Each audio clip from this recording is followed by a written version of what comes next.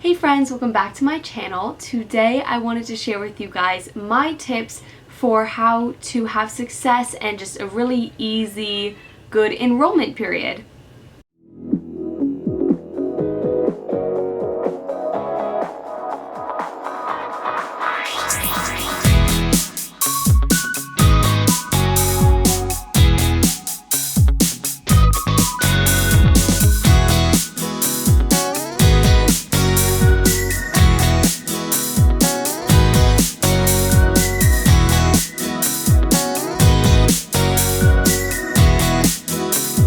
So there's not a lot of crazy stuff, but it's just a lot of things that you might not think about or put all of it together, whatever, little things that end up making a big difference and just making things a lot easier for you.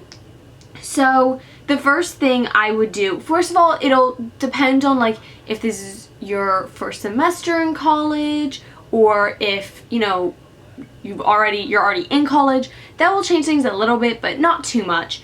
So the first thing I would do is just talk to your advisor, and whether that's your first semester or otherwise, you'll be able to talk to them about classes you've taken. Maybe you've taken AP or ACE classes in high school that mean that there are certain classes you no longer have to take, or just to kind of figure out what you need to be doing, your best path for success. Your advisors, this is their job. The next thing that I would, definitely make sure you do when it comes to enrollment is knowing your requirements. So first is GEP requirements. So those are your general education program classes. Those are going to be the classes like English 101, English 202, stats, your core classes that you need to kind of get out of the way.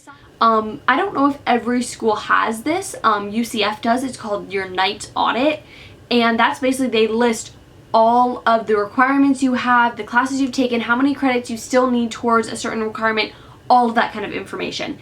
And if you don't have it at your school, I recommend just putting an Excel spreadsheet together and writing all that stuff down. Makes it a lot easier. So I look at it even not during enrollment week, just throughout the semester, just to make sure things are looking right and everything's okay. I might be a little whack for that, but I just like to make sure everything's good and fine and dandy. Then when you're actually enrolling in classes, make sure you have good Wi-Fi. There's nothing so frustrating as trying to enroll and the Wi-Fi's not working and you can't get your classes and you're just watching the seats fill up.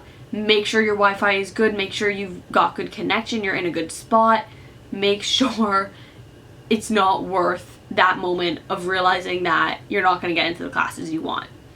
The next thing is, listen, people are going to tell you that it's BS or that it's not actually helpful to look at it, whatever. Use Rate My Professor. You're paying how much for these classes? I would much rather not take a professor that turned out, oh, that professor was fine, than end up in a class with a professor that's awful because I didn't look.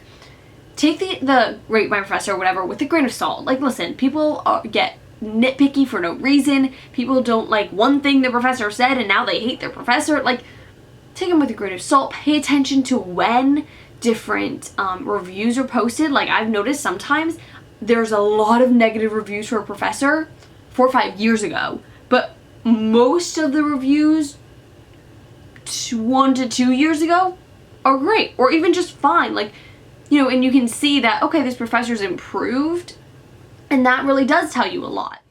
So I also, especially if you're going into your first semester as in college, try, if you have a friend that's going to the same school as you and you guys can take a same class, take a class with somebody else you know. One, it's going to make things a little smoother. You won't be as nervous going into it, all that kind of stuff. But also it'll help you stay accountable. You can work on assignments together, not cheating, just, work together on things.